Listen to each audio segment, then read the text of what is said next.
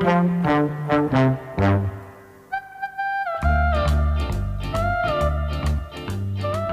folks, this is just a quick heads up for a couple of videos that is coming up on the channel soon. Well, one of them very soon and one of them in the near future.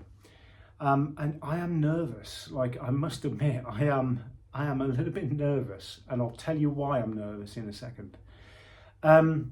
So firstly, thank you to Paul Hope 3401 for commenting on one of my recent YouTube videos and making a topic suggestion for a video. And that's the video that's coming up very, very soon. So that will be by this weekend, either Friday or Saturday. I'll have that video up on the channel. And the video really, off the back of Paul's suggestion, was to talk about modern electronic aids on bikes, particularly sports bikes. It's a bit of a debating point, isn't it? And it does divide opinion a lot, whether electronics are better or worse for bikes and for bikers. But what I think is missing sometimes from those debates and those conversations is all the little nuances. Because if somebody says, you know, electronics are bad and, you know, they take away riders' control, etc., etc., or if someone else says no, older bikes are better, electronics are better than older bikes because they will help to prevent you from crashing, etc. But what I think is missing is the nuances of opinion, because what electronics are we talking about? If somebody says electronics are bad, but do they ride with a quick shifter? You know, have they got adaptive electronic suspension? Are they just talking about traction control? Do they think wheelie control is good, but traction control is bad? You know, so that, and also, what are those things intended for? Because often some people might misunderstand, or maybe lack a little bit of understanding about what those things are actually intended for.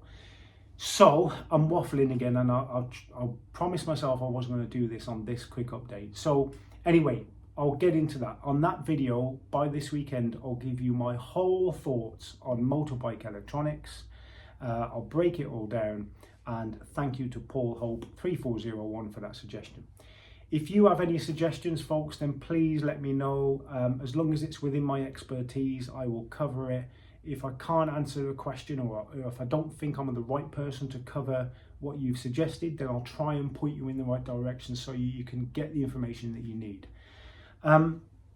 The second video, this is what I really want to talk about here, because I want to drop a little bit of a seed. The second video that's coming up soon, I mean, there'll be videos in between these two, but the one that I really want to let you know of is a very special episode of Heartbeats and Horsepower. Now, it's a very special episode because it's going to be an extended episode, and it's going to be a very, very, very special bike, actually a very rare bike, and it makes me nervous because the owner of this bike has also said that I can have a ride of it at some point when the weather gets better. So that video will actually be a two-parter. So part one will be in the next few weeks, maybe the next month, where him and I will sit down and we'll discuss the bike and how he ended up buying it and what it's like to live with, maybe as much as he wants to disclose in terms of costs. And yeah, it is such a rare bike in the fact that you will not see many of these bikes while you're out riding on the road, and you will not see many of them at bike meets, because it's very exotic and it's very expensive. And then the second part, when the weather gets better, I'll get a chance to ride it. My God, I am nervous is an understatement. It really is. So I'll get a chance to ride it very bloody carefully. And I'll give you my thoughts on it as well. Like, wow, I can't wait, but I am nervous. So for those that aren't aware, if you haven't seen them already, so I used to do, but I haven't done for a while, I used to do a little mini series called Heartbeats and Horsepower. And this is in the early days. Some of them, the video quality and the audio quality isn't that great because I was just starting to get into it, and I'm still learning with the YouTube stuff. And my aim behind Heartbeats and Horsepower was to meet riders and their bikes and get their perspective of what it's like to own a bike and live with a bike, and to be able to afford that bike. And you know, from when you look online, you can see loads of bike reviews. You can get loads of fantastic information from the professionals who review bikes. They are brilliant at what they do. They do it for a living. But I think what's missing sometimes is a real world perspective from a very average rider, like most of us. We're average riders, right? We ride maybe, occasionally on a weekend, once or twice during the week. Some of us are just commuters. So I think that was missing really from the motorcycle media world is, from the average point of view, what's it really like? So that was my aim behind Heartbeats and Horsepower. Haven't done one for a while, really looking forward to this one, and I'm really bloody nervous about getting my leg over that bike because it's very expensive and very fast and very powerful. In fact, see if you can guess what bike it is. Now, I'm not going to tell you if you guess correctly because I'm going to leave it as a surprise for when I release the video, but it will be interesting to maybe see what bike you think it's going to be.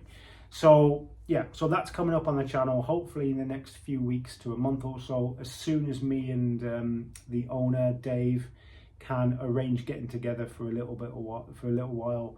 We'll sit down, we'll talk about it, talk about his history of biking, how he got to that bike, except everything and everything in between. So a nice relaxed conversation, and then part two when the weather gets better. When the weather really gets better.